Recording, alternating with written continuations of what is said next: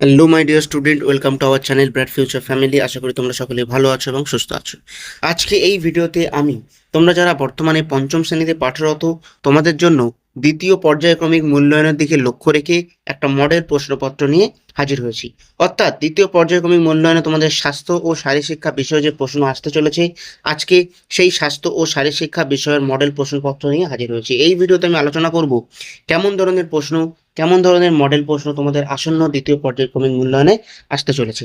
আমি আশা করছি তোমরা যদি এই ভিডিওটা আজকে সম্পূর্ণ দেখো এবং এই যে মডেল প্রশ্নপত্রটা ভালোভাবে ফলো করে যেতে পারো, আসন্ন দ্বিতীয় পর্যায়ক্রমিক মূল্যায়নে তোমরা কিন্তু উপকৃত হবে। তো চলো আর কথা বাড়াবো না, একেবারেই এক্সট্রা কিছু কথা না বলে একেবারেই ভিডিওর মূল পর্বে অর্থাৎ ভিডিওর প্রশ্নপত্রে চলে যাই।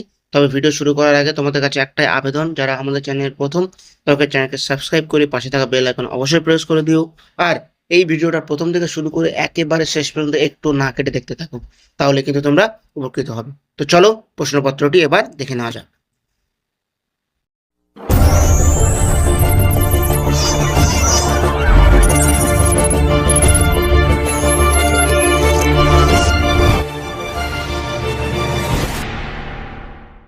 তো আমার প্রিয় শিক্ষার্থী বন্ধুরা, দেখতে পাচ্ছ আমরা প্রশ্ন পর্বে চলে এসেছি। তো চলো প্রথম যে প্রশ্ন দেখে নিই। প্রথম কেমন থাকবে তোমাদের, সঠিক উত্তরটি নির্বাচন করো। অর্থাৎ এমসিকিউ থাকবে কটা, 5টা। তো চলো একে একে সেই প্রশ্নগুলো দেখে নিই। বাঙালির প্রধান খাদ্য কি? বাঙালির প্রধান খাদ্য কিন্তু ভাত। ওখানে সঠিক উত্তর কি হয়ে যাবে? বাঙালির প্রধান খাদ্য ভাত। এবার চলে আসে ক্ষয়ের দাগে, সর্ষে জমিতে বপন না রোপণ করা হয়? তাহলে কি হবে? বীজ বপন করা হয় এবং শস্য রোপণ করা হয়। তাহলে কি হবে? বপন হবে। গাছ কিন্তু বৃক্ষ রোপণ আর বীজ বপন, এটা কিন্তু মনে রাখবে। তাহলে ক্ষয়ের দাগে কি প্রশ্ন? সর্ষে জমিতে বপন করা হয়। এরপরে চলে আসছি গয়ের দাগে কি আছে? চিনি, ডিম, ঘি হলো প্রোটিন জাতীয় খাদ্য। তাহলে এখান থেকে তো ডিম হলো প্রোটিন জাতীয় খাদ্য। এরপর চলে আসছি ঘয়ের দাগে প্রশ্ন, নলকূপ থেকে শৌচাগারের দূরত্ব 18, 22, 10 মিটারের বেশি রাখা দরকার। এখান থেকে সঠিক উত্তর কি হয়ে যাবে? 10 মিটারের বেশি রাখা দরকার। এরপর চলে আসছি খালি পায়ে বা চপ্পল পরে শৌচাগারে যাওয়া উচিত। কে বলছে? তাহলে উত্তর কি হবে? চপ্পল পরে শৌচাগারে যাওয়া উচিত। তাহলে একের দাগে মোটামুটি 5টা এমসিকিউ তোমরা আরো একবার দেখে নাও। এরপরে আমরা চলে যাব বাম দিকের সাথে ডান দিকে মেলাও। এখানে কিন্তু 4 নাম্বার তোমাদের দেওয়া আছে। প্রথমটা কি আছে? বজ্র পদার্থ। তাহলে বজ্র পদার্থ কি হবে? বজ্র পদার্থ হয়ে যাবে ডাউজি। এরপর চলে আসছে ক, ক্যালসিয়াম। ক্যালসিয়াম কিসে থাকে? ক্যালসিয়াম থাকে দুধে। এরপর কি আসছে? কুঅভ্যাস। কুঅভ্যাস কি হয়ে যাবে? চুরি করা। এবং ডায়রিয়া কি হবে? ওআরএস। তাহলে তোমরা এই যে স্তম্ভ মিলনটা কিন্তু দেখে নাও। এখান থেকে তোমরা একটা লিখে নিতে পারো অথবা স্ক্রিনশটও নিয়ে নিতে পারো। এরপর আমরা চলে যাচ্ছি 3-এর দাগের প্রশ্নে, যেখান থেকে আমরা এক কথায় প্রশ্ন উত্তরগুলো এখান থেকে লিখতে হবে। প্রথম প্রশ্ন কি আছে? আমরা কি থেকে শক্তি পাই? আমরা প্রোটিন জাতীয় খাদ্য থেকে অথবা আমরা খাদ্য থেকে শক্তি পাই, এটা হবে সঠিক উত্তর। এরপর চলে আসছি খ, প্রতিদিন কতটুকু জল খাওয়া প্রয়োজন?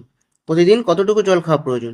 এটা কি হবে? প্রতিদিন যেটা উত্তর হবে সেটা কিন্তু তোমরা এখানে লিখবে। 3 থেকে 4 লিটার কিন্তু আমাদের জল খাওয়া প্রয়োজন। এরপর চলে আসছি গয়ের দাগি, জলের গুণগত মান পরীক্ষা কতদিন পর পর করা প্রয়োজন? জলের গুণগত মানের পরীক্ষা পরপর কতদিন করা প্রয়োজন? এরপরে ঘয়ের দিকে চলে আসছি, লৌহ ফলিক অ্যাসিড যুক্ত ট্যাবলেট কোন রোগ দূর করে? লৌহ ফলিক অ্যাসিড যুক্ত ট্যাবলেট কোন রোগ দূর করে? এরপরে চলে আসছি উঁয়ার দাগে। উঁয়ার দাগে প্রশ্ন চলে যাই। উঁয়ার দাগে প্রশ্ন কি আছে এখানে? কৃমির কামড়ে কি রোগ হতে পারে? কি প্রশ্ন আছে? কৃমির কামড়ে কি রোগ হতে পারে? এরপরে চলে আসছি চয়ের দাগে। চয়ের দাগে প্রশ্ন কি আছে? শিশু সংসদের কাজের মেয়াদ কত দিনের?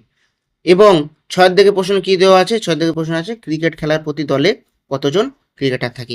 এর পরবর্তী 4-এর দাগের প্রশ্ন যাওয়ার আগে তোমাদের কাছে একটা আবেদন, এখনো পর্যন্ত যদি ভিডিওটা ভালো লেগে থাকে একটি লাইক অবশ্যই করো এবং চ্যানেলকে সাবস্ক্রাইব করে দিও এরকমই ভিডিও প্রতিনিয়ত পাওয়ার জন্য। তো চলো এরপরে 4-এর দাগে প্রশ্নটা দেখে নিই। 4-এর দিকে প্রশ্ন কি আছে?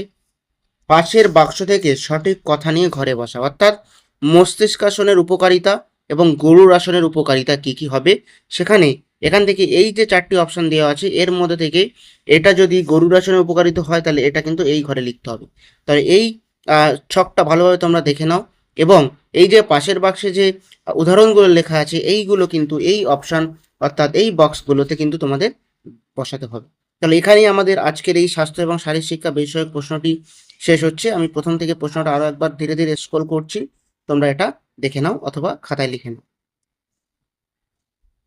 তো আশা করছি আজকের ভিডিওটা তোমাদের জন্য আসন্ন দ্বিতীয় পর্যায়ক্রমিক মূল্যায়ন ক্ষেত্রে অনেকটাই কাজে দেবে।